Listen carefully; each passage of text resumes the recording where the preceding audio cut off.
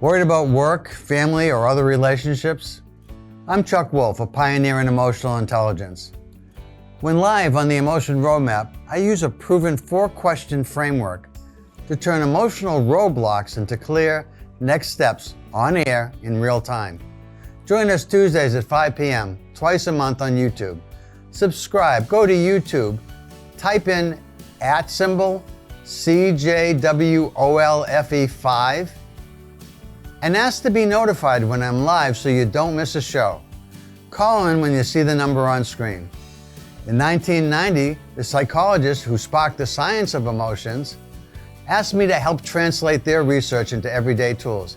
I built the Emotion Roadmap, a simple 4-question model that helps anyone improve how they manage their feelings and influence others ethically and effectively. On the Emotion Roadmap, take the wheel and control how you feel. We turn worry into clarity and stress into strategy. Each 45-minute episode blends practical psychology, common sense tools, guest experts, and live caller coaching. Smart, capable people often get stuck when emotions run high, and this show helps you get unstuck fast. When you call, you help everyone else who listens. As I help you, I explain how the Emotion Roadmap works so that everyone listening is learning to use the process. To learn more about me, go to www.emotionroadmap.com. I have been very lucky in life and have worked with and learned from some of the greatest thinkers in the world at Harvard and Yale, other places, and I want to bring what I have learned to hopefully make a meaningful, positive difference in your lives. Enjoy and tell your friends and your family. This is Chuck Wolf, and you're listening to the Emotion Roadmap. Take the wheel and control how you feel. And I'm broadcasting to you live right now from Simsbury Television, Simsbury Media. And I want to talk to those people who are new to the show, because I believe I have some viewers who are brand new. And so this show is about my commentary on world events, on places and ideas and things that maybe are challenging emotionally, and how you might use what I call an emotion roadmap to make life better for you. And so I want to spend a moment or two just talking a little bit about that emotion roadmap, a little bit about where it comes from, and also how it works. And then I have a topic tonight that I'm intrigued to talk to you about. It has to do with when you go out to eat, when you take that moment to spend a few dollars for you and somebody special, or you and your family, or you and a friend, or you and a business partner, or some customer. What do you want to have happen when you go out and you dine out? What's the experience you're looking for? And what happens when things don't go quite the way you hope? What's the protocol? What's the best emotional intelligence response to the kind of things that might happen when you're out dining? And so I'd like to talk to you a little bit about that. It's based in part on some work I'm doing these days. And I just had this wonderful opportunity to meet with a group that does Mexican restaurants. And they take great pride in what they do. Many of them are really excellent at food preparation, at understanding what customers and guests are looking for, handling challenging circumstances that arise at their restaurants, and a few that sometimes are troubling and that I want to talk a little bit about tonight, that just what is the best way to deal with situations that arise at a restaurant. And I have a few personal experiences. I'm sure you do too, those of you that are listening.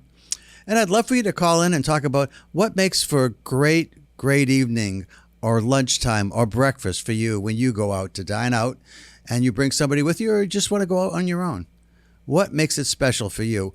What creates the kind of feelings that causes you to say, you know, that was great. This is someplace I want to tell my friends and my family and my business acquaintances about. I think everybody should come here and give this place the business because they're wonderful at what they do. And I just had a wonderful experience. What creates that for you? So if you feel like it, you see on the screen, there's a number to call, and you can call in at any point in the show. I'm on from 5 p.m. to 5:45. I try to make it every other Tuesday, but based on the months and based on the studio's availability, it sometimes arises on a different Tuesday. But it's almost always on Tuesdays from 5 to 5:45.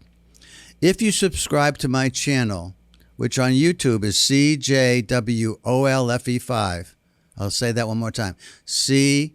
CJ, for my initials, Charles James, CJ, and my last name, Wolfe, WOLFE 5. If you go to YouTube or just type into your computer CJWOLFE 5 and then space and then YouTube, and my channel comes up. And if you subscribe to it, you'll always get a notification that I'm on when I'm live. That might help. In any case, tonight I want to tell you a little bit about the show. The show is about helping people learn how to manage their emotions more successfully. Who wouldn't like to know how to handle some circumstances or challenges that they faced in the past? Who wouldn't have liked to have known how to do it better than maybe how it actually turned out? Today's children in some of our school systems are getting some help and some training on social and emotional competencies, and they're learning more about dealing with feelings, perhaps than children in the past learned. Certainly, when I was growing up, there wasn't much time spent on, hey, Chuck, how do you handle anger? How are you handling anger? Do you want to know something about learning how to handle anger? Or sadness, or loneliness? Or what about embarrassment? Or sarcasm? How are you dealing with those things? And by the way, when you create a feeling that's unpleasant for someone else, how do you feel when you're doing that? I wish there was more conversations happening when I was growing up, but there weren't. So now I'm trying to do the best I can to take what I've learned from the pioneers in emotional intelligence, which I was very lucky and fortunate to work with. And in working with them, I was brought into the mix to help them find a way to make it useful to people. And what I've learned, no matter what definition of emotional intelligence you might be using, and there's lots of different ones out there, basically, we're just talking about being smarter about dealing with your emotions and about dealing with other people's emotions. All the definitions that are out there try to say something similar, but it comes down to simply being smarter about your emotions and about other people's emotions. And what I came up with was this idea that when you are stuck, when smart people are stuck, when they're good critical thinkers, excellent problem solvers are stuck, they often are stuck because something emotional is happening. Either inside them, they're worried perhaps about a conversation they need to have with somebody else, but they're worried about it escalating or feeling confrontive when it's not their intention, but they do need to address something. Maybe it's about accountability with another worker.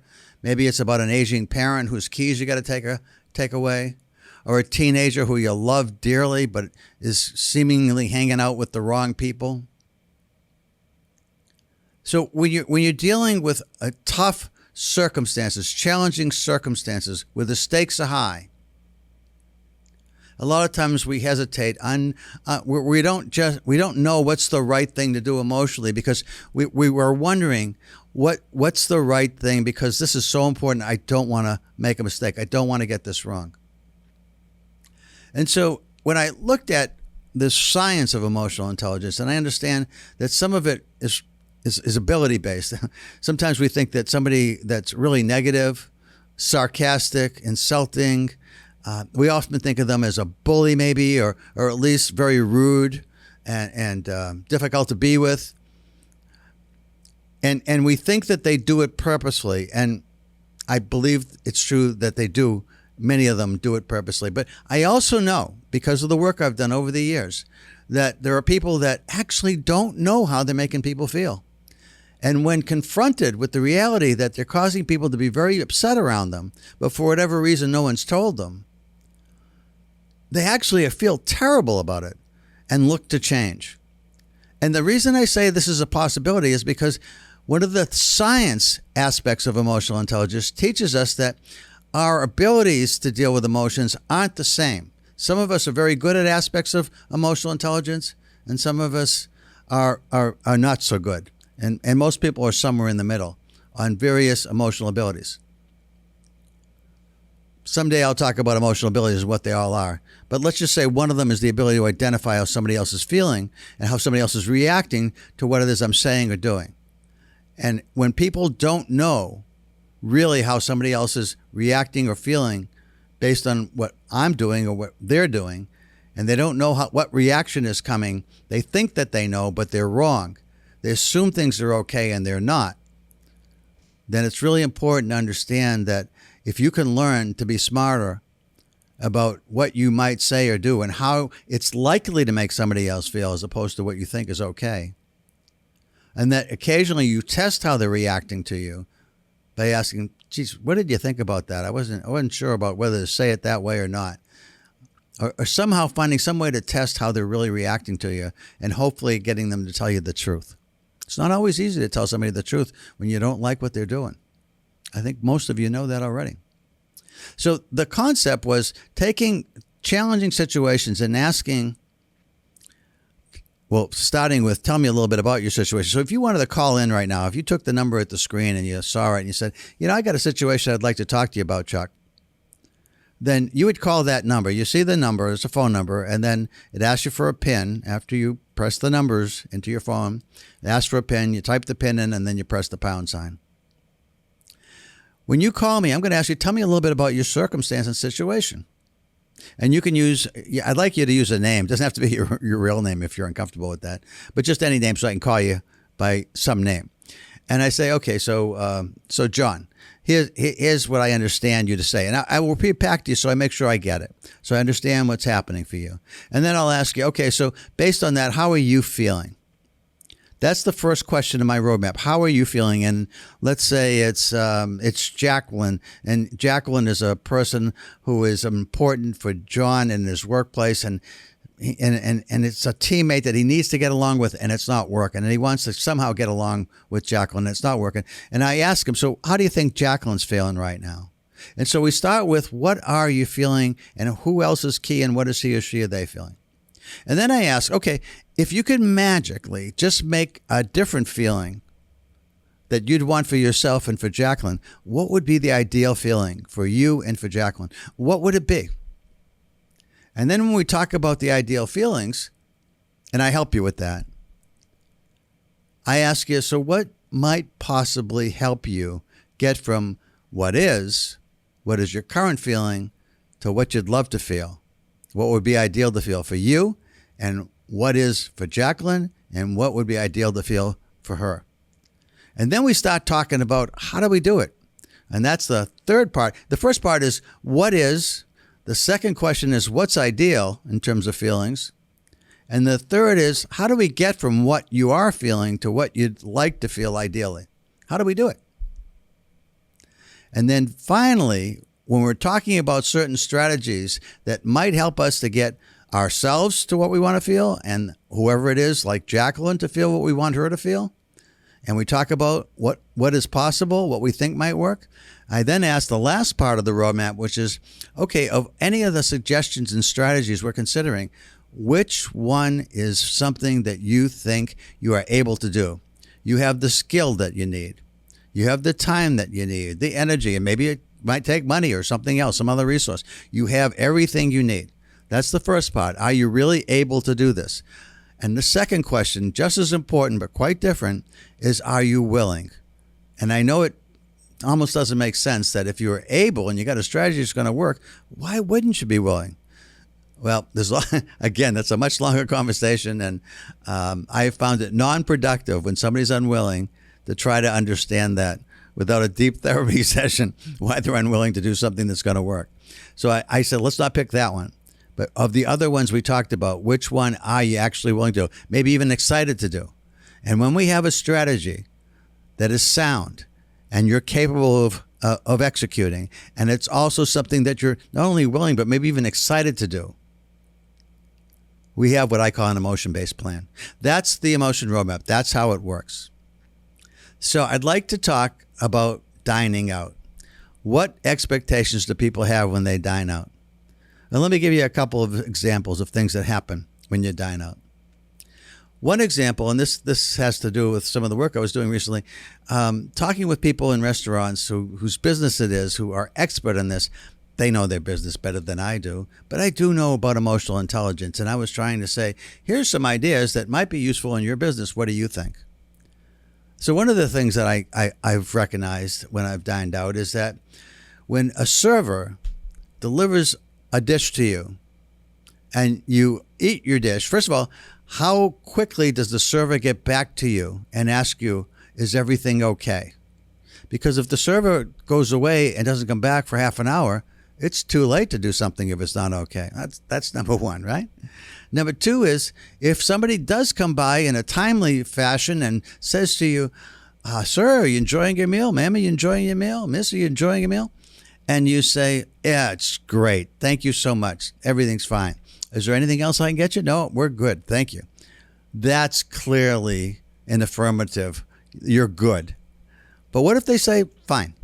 They just say fine and you move on. Now, fine, in my experience, sometimes means fine and I'm just busy. But sometimes fine means not really fine, doesn't it? It means that I'm fine. It's not worth dealing with. I don't want to talk about it, but this is disappointing. And you can sort of learn to recognize that as a server, at which point, what might a server do?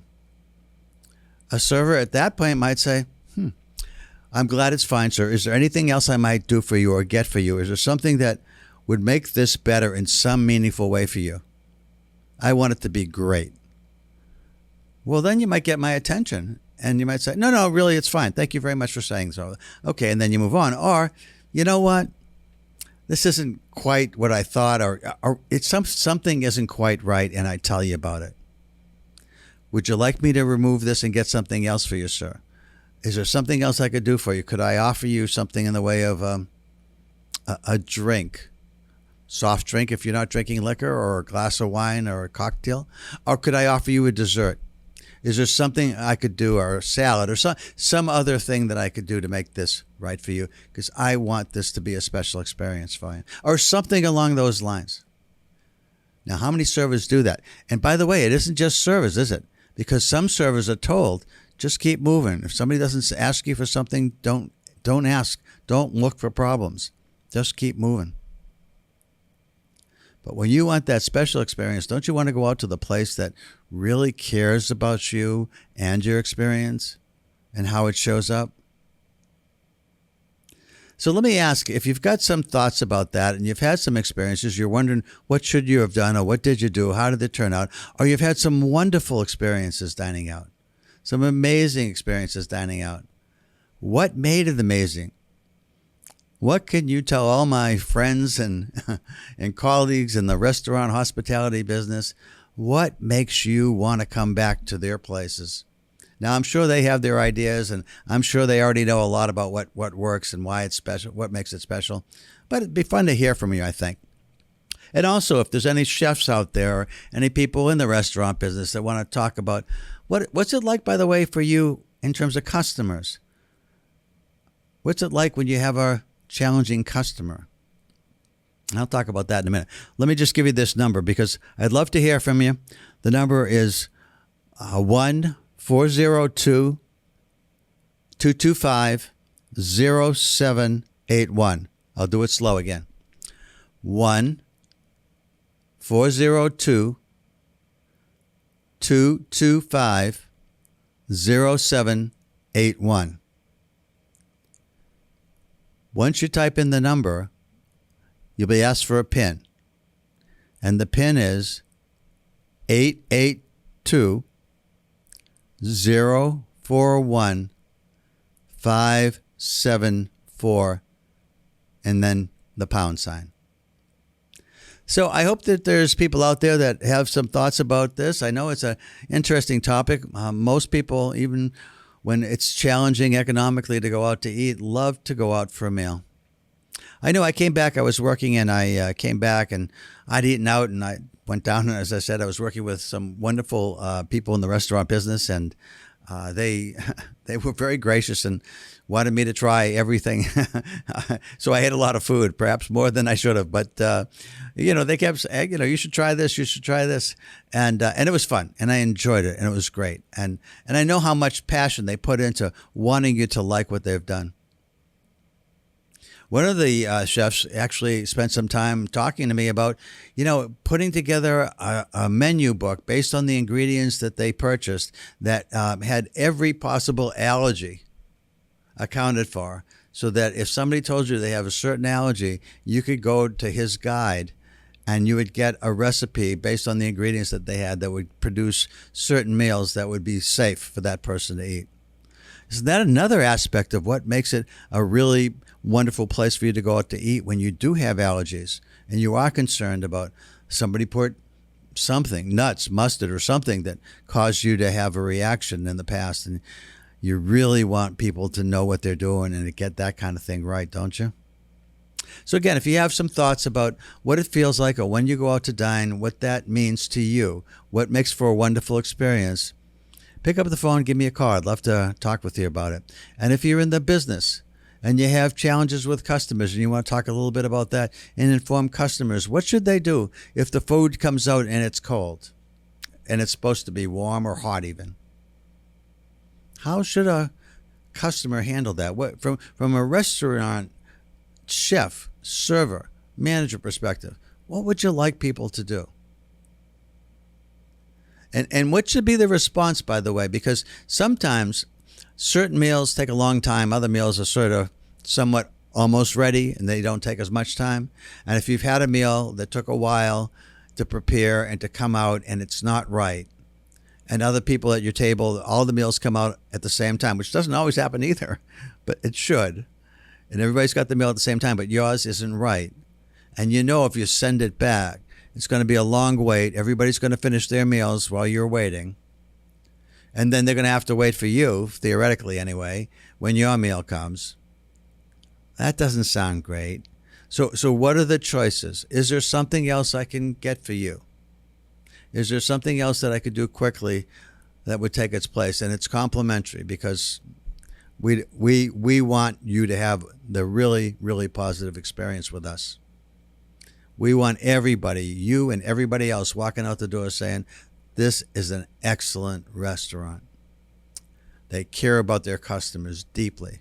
They get things right 99% of the time. When they make a mistake, they fix it as fast as soon as they know. And they do it really well. Who does that? Where would you like to go to dine? So to me, it's, well, we all like that experience. I mean, I started to tell you that I had this wonderful experience where I was down working with all these restaurants, and this is in Disney World, so it's quite a nice place to be. I was down for a few days, and one of the things that happened in my experience was I had a lot of great experiences, and now I'm coming home, and I know that my wife is home. She's waiting for me. She has friends. She's gone to meetings. She's been out at different events, the clubs that she belongs to, and she's had a nice few days. But she's missed me, and of course, I'm working, but I'm in a resort and I'm eating great food. And so when I came home, so one of the things that I used to think that was really important for me after being away, because I used to travel a lot more, I'd come home and I'd love a home cooked meal. But I'm more emotionally intelligent these days, or at least trying to be, because I do this work for so long now. I'm really much more conscious about it. And I thought to myself, my wife's been cooking for herself for the last few days. There's no fun in that. So her excitement is having me home, and she was excited to see me, so that was good. But also I thought, you know what? Would you like to go out to dinner? I've been going out myself, and she said, well, wouldn't you like a home cooked meal? I said I would, but I don't need that right now. I think I'd like to do something for you. And you've been kind of holding down the fort while I'm gone. So why don't you and I go out to dinner tonight? And I'd like to go wherever you want to go, whatever you'd like to eat. I've been eating great food. I'd like you to have an experience where you go someplace you want to be and the food that you want to eat. And I just want to be with you. And I'd like to do that.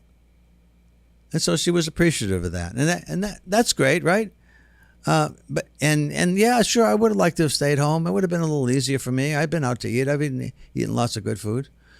But it isn't always about me, is it? It's about us, our family, or others. A lot of times people think emotional intelligence is about helping them be better, get more done, be more efficient, more effective, be more influential. It's also about being more thoughtful about others in your life. That's a big, big, big part of it. It's about being thoughtful about others. One of my colleagues, I've said this a few times, you may have heard this before if you've listened to me before. It's a fellow named Dan Goleman. Dan's the most well-known author writing about emotional intelligence. He's a psychologist, but he doesn't do research himself. He typically picks up on what others have done and finds a way to tell the world about different discoveries in the fields of psychology, really, but also particularly in the last 20 years or so in the field of emotional intelligence. And Dan had an interesting comment about empathy. And let me share this with you because I think it's really important and it really emphasizes the point I just made, which is that, emotional intelligence is about me being more effective, me being more powerful, more influential, more accomplished. It's all those things. But boy, I think it's equally important, if sometimes not even more important, to be really effective in understanding what does this other person that I say I care about need from me right now, in this moment. What do they need me to say? What do they need me to do?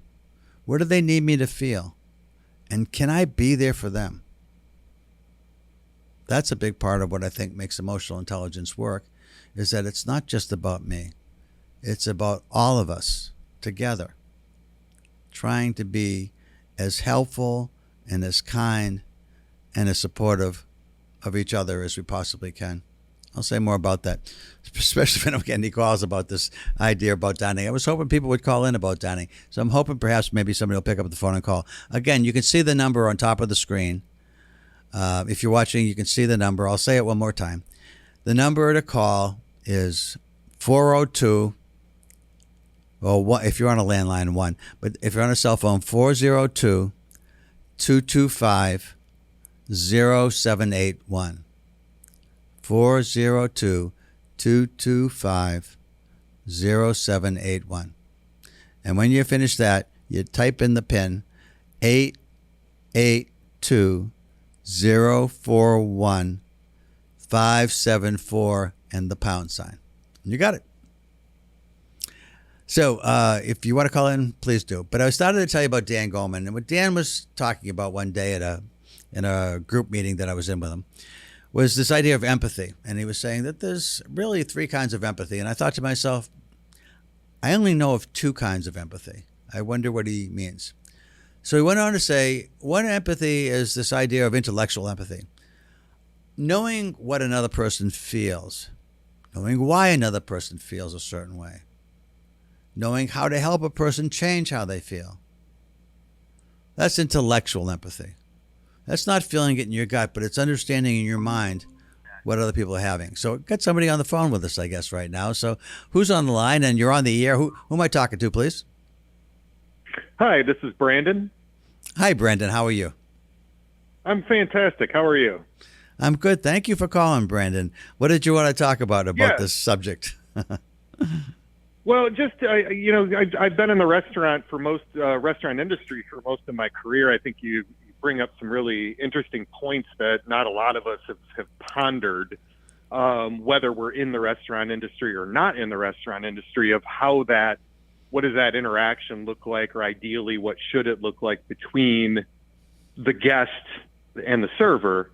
I kind of came up in, I don't know if you want to call it just the old ways or old school ways of dealing with guests. And we always, came up with the customer is always right, no matter what. The guest is always right. So if it almost takes any sort of responsibility off of the guest for any sort of emotional intelligence. But I think to your point, a lot has changed since then. And I think when you look at people today, a very acute or severe reaction from a guest may actually trigger, a poor response from the server or even from the management staff. So I do think it's interesting to talk about if I'm a guest, what does that look like when I'm going into a restaurant if I'm not happy with something, and how should I react to that? Yeah, so you've been around this, I know, Brandon, for a long time with a lot of the people that you service in your role for the organization that you're in, and so the question is, what do you think the chefs and the servers and the managers or the maitre d's or whoever's in the restaurant, what are they hoping for when a guest has a bad experience? What would you say is the best way for a guest to react? Absolutely. Yeah. I mean, I think it's just like anything else that we're talking about. I think with emotional intelligence is that, I think the guest really does need to be aware of what do I want to feel like and what do I want them to feel like. Now, I think, as a guest, it's like the reaction you give is going to affect what it is that you're going to get back. Now, I think with most guests, if they're upset about something, I believe they simply want an acknowledgement that something went wrong, and they want whatever was wrong to be fixed, right? And I think keeping that in mind, that's ideally, how a guest should react when they have an issue is, with kindness, with politeness, but direct. And it's okay to say, hey, this wasn't to our expectation, or I'm upset about that, about this, and how can we work through it? Well, it's interesting. I that I've done some work with the hospitality industry over the years, and Yes. and one of the people that I have really learned a lot from, who is a great leader. He's a fellow that some of the people that in your organization have worked with too. A fellow named John Caparello. He's a good friend and a great leader. And John told me one time when he was in charge of a hotel, he was a general manager. He said, a lot of times something goes wrong at the front desk when somebody's checking in. Room isn't ready, or the room wasn't quite right when they went in it, or just something is amiss. And when that happens, there's an opportunity that could either go south or north. It could either be something that turns into something quite awful, and the guest experience is something that they just can't wait to tell other people about the terrible experience they had with their room when they showed up. Or the front desk clerk, he said he gave discretion up to $100, this was a while ago, that they could make things right by either offering the guest, if they had a restaurant, a dinner, or they could offer them a drink, or they could offer them something, or maybe a late checkout, or just something that allowed them to feel like this person cares about me. It wasn't the way I had hoped, but you know what? I actually feel pretty good about this. Maybe even better than I would have if nothing happened. That's what his goal was that people go away talking about the restaurant, that, hey, there was a mistake, but boy, did they work hard to get it right. And I don't know what that looks like in a restaurant, because I don't know if a server has discretion. I know I've been to some restaurants where servers will say, "Oh, I'm very sorry, this isn't right." And then, as I was mentioning, maybe the server has the latitude, or maybe they don't. Or a manager, only a manager has that kind of discretion. But I don't know. Is there any thoughts behind that in terms of, what is allowed in different places and different restaurants that you've heard about? Yeah, and I've been in many different places throughout my career, and I feel like only one of those places did we actually have.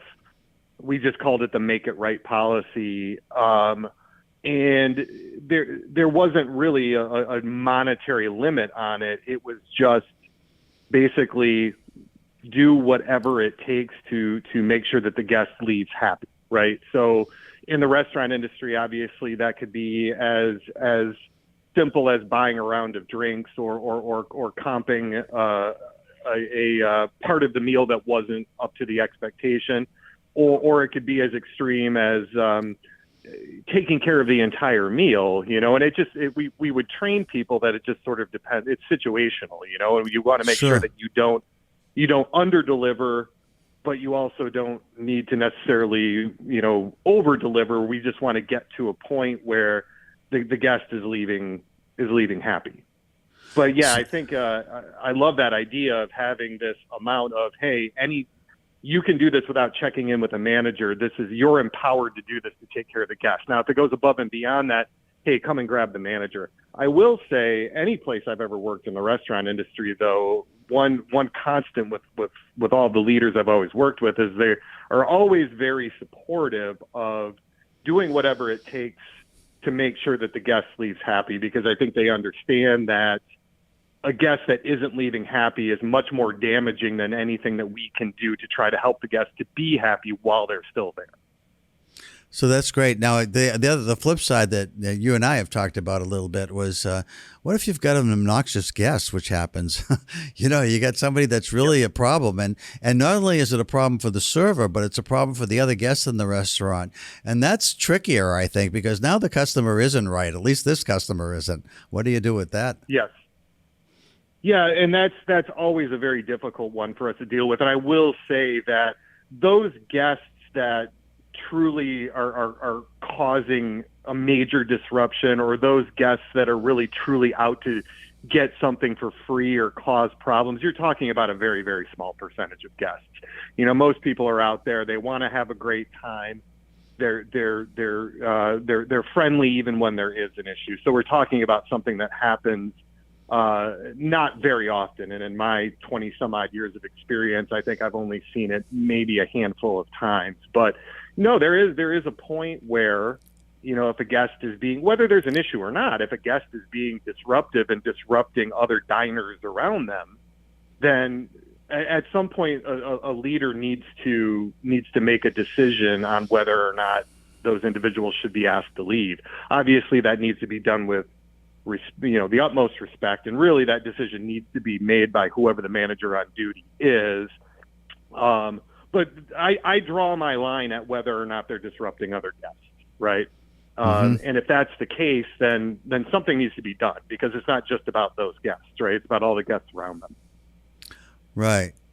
Okay. So those are really helpful points. Anything else you'd like to share, Brandon, about being in the restaurant business and this topic about dining out and how you want people to feel?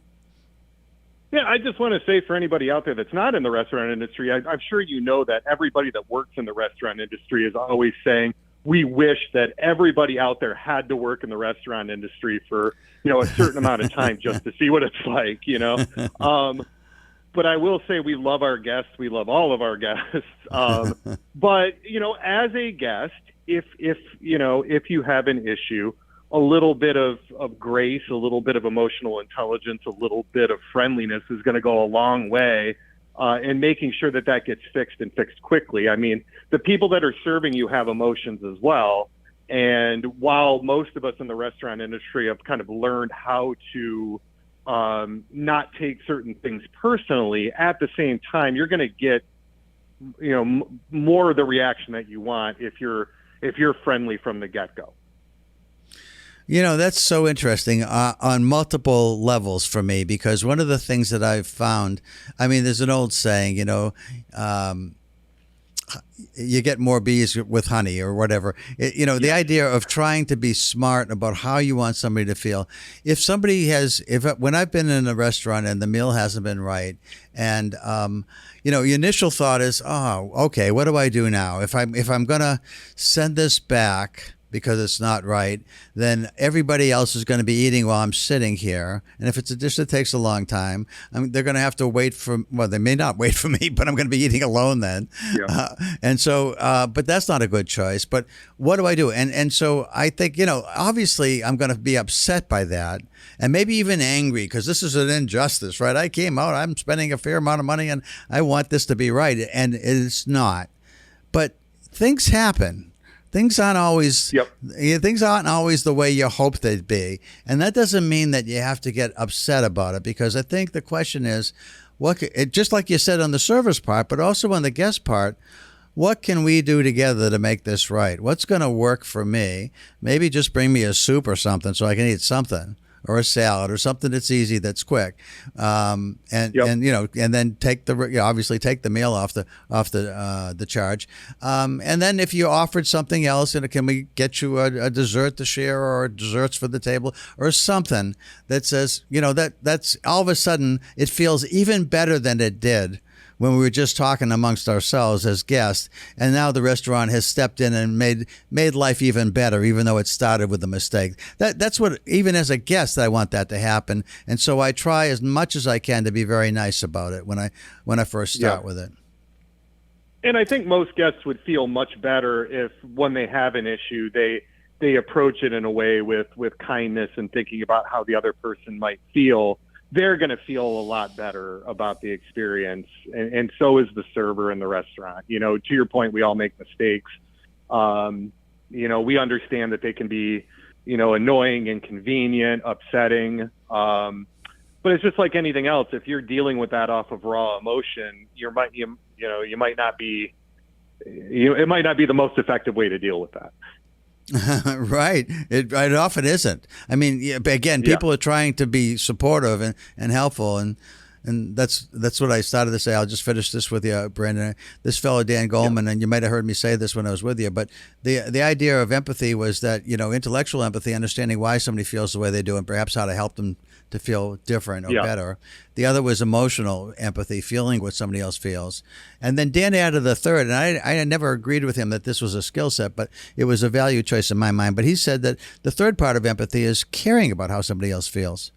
And honestly, I think that's the most important aspect of empathy. I mean, even if you're not good at understanding and you're not good at feeling somebody else feels, but you now know somebody's feeling something's wrong and you care, that's the most important part of it.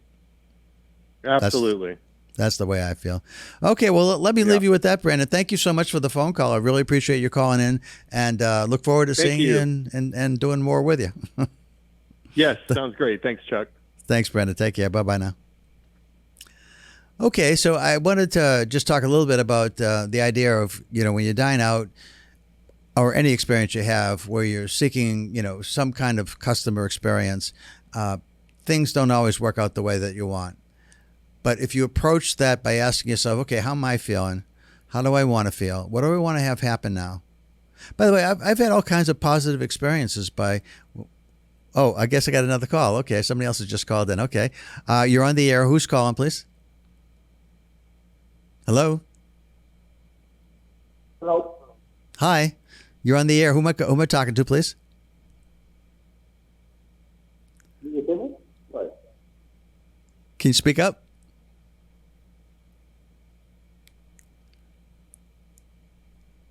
Can you speak up? I can't hear you. Hello. Yes, I can hear you now. Okay, how you doing? I'm good. And this is?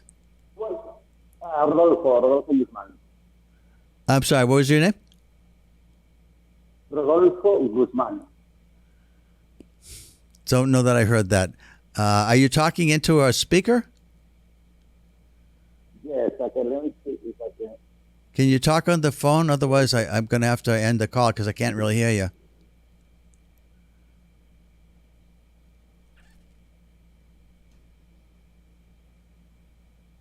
Are you there?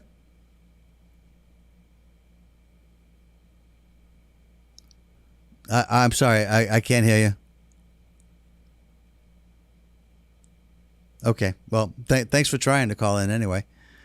I'm just going to finish up then. I just wanted to say that when people are trying to have the experience of working in a restaurant or in a hotel or in a retail store of some kind or an ice cream shop or a car dealership or in real estate, and they're trying to do something, provide a service for somebody who is a customer of theirs, and things don't go right, it's often the case that you can try to understand from a perspective, what is it I'm feeling? What is it they're feeling? What would be ideal to feel, and how can I make that happen? I'm doing some work with a group that has got some trust issues in their organization, and I wanted to try to be helpful with this, and I thought I just wanted to make the point about as leaders, for all of you who are leaders in any aspect of your life, whether it's in your communities, in your organizations, in your respective religious organizations, or in a club that you belong to, on sports teams, wherever you might lead. As a leader, or as a group of leaders, if you're about to do something, make some kind of change or announcement, something that's going to be very impactful for all those that are part of your organization,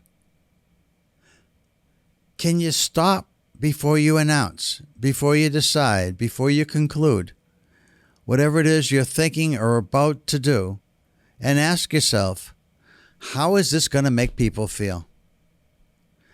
And is it how we want them to feel? How is it going to make them feel? And is it how we want them to feel?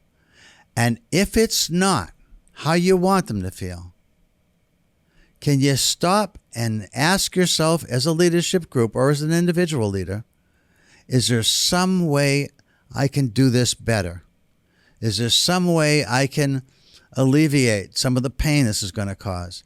Is there some way I might even get people to be supportive and embrace this? Is there something I might do on the front end proactively rather than have to deal with all the reactions that are likely to be highly negative if I just say what I'm about to say or roll out the intervention that I'm about to create and execute in my organization? Is there some way I can do this better and more intelligently? Hello? You're on the air. Who's calling? Hello, how you doing? Good. How are you? And can I call you by your name? I'm fine. Rodolfo. What is your name? Rodolfo. Rodolfo. Okay, gotcha. Yes. Sorry. Okay. Yeah, go ahead, I Rodolfo. have some issues with my phone and my computer. Okay, gotcha now. What would you like to say about the restaurant business? Well, to work in the restaurant business, you have to be, I want to say, very passionate about what are you doing. When you go out for some dinner experience, like in my case, you're looking for a place, where they treat you well and they serve you well. Sometimes when you go and the servers some are amazing and some are okay. But Right. I think all has to be with the experience of the servers. When I talk sometimes to a few friends, they are servers, they have this phrase, they need to read the table, right? So if you arrive to a restaurant with kids, and it's very sunny outside, and the server approaches to you, and someone they have experience, the first thing they offer you is a drinks for your kids and a drinks for you because outside is very sunny and it's very hot. You can see if the person is sweating, if they need to have some kind of refreshment drink Nice, in the table. very nice, Rodolfo. Right. And for that you have to use the emotional intelligence to read the table and Right. what the guests need as soon as they arrive to the restaurant. And so sometimes they ask me, to go to the table, and because the guest didn't like something or something was wrong with what we sent to the table, and as soon as I approach the table, I use my emotional intelligence to see what's going on with the people. If it's people, maybe they have an anniversary or a birthday, or maybe they have just a date, you have to figure out in the first seconds, what's going on in that table. And then you can see the drink, the glass drink is almost empty. Sometimes when you go at table, if you don't have refill the water or refill the drink, you're going to get upset because you are thirsty and you want to drink more. And when I ask me for something is wrong with the food or whatever, I first, I never say they are wrong because as somebody say, the guest is always right. I try to find out what was the issue, what was the problem, and I let them know, if the steak is, let's say, overcooked, I want to make sure I make another steak for you, and ask you for the temperature, and went back to the kitchen, I cook by myself, take a few minutes back to the table, and I let them guess, the temperature of the meat is right now medium or medium rare, whatever is they order, and they cover the steak, and I'm waiting for that, and then they look at the steak, and they say, oh, this is great. I said, thank you so much, for waiting, and I want to make sure to accommodate, all his necessities to make sure they enjoy our experience with us. But sometimes, you have people they are happy even with the second steak, Right. and someone's are right. Maybe the steak texture is not right, or sometimes things can happen. But always, I try to give a dessert or give something else to make sure they enjoy our experience with us. I always tell to everybody, the guests have always right, and don't like to leave any guest leaving the restaurant, unhappy. Sure. My priority is as a chef to make sure every guest, go happy. If they don't like something, try to make something special or unique for the person, and they enjoy the experience with us. Oh, that's great. I do want to, I do have to, this is the end of my show, so I've got to close, Rodolfo, but I do want to say thank you for calling in, and maybe on another time I can ask you about, I don't want to do it now because I have to close the show off, but I do want to ask the question because sometimes I've been a server myself, and I know also I've had my daughters, they've been servers, and sometimes when the guest isn't happy with a meal and they have to go back and talk to the chef, that's not a happy experience. In certain instances. So maybe talk about that a little bit too. But I also want to say you are the chef that created the allergy, right? The allergy recipe book. Yes. Yeah, and then that's Yes. yes, I think that's wonderful, and that's why I talked about it. And maybe we can talk a little bit about that another time when I'm on the air. Awesome. And when you mentioned that, I said to myself, I give you an emotional impact when I show you my menu. Okay. Okay, Rodolfo. Well, thank you so much for calling in. And I'm going to sign off and say goodbye to everybody now. And I appreciate all of those of you that are listening. And again, this is Chuck Wolf. You've been listening to the Emotion Roadmap. Take the wheel and control how you feel. And I hope you got some thoughtful ideas about, one, being thoughtful about others. So maybe you don't feel like going out to eat, but maybe your spouse or your partner does. So be thoughtful that way. And when you are out to eat and it's not quite right, think about everybody's feelings involved and make the best decisions you can, trying to be as emotionally sensitive and supportive of everybody. And the world's a better place. Thanks, everybody. Bye-bye now.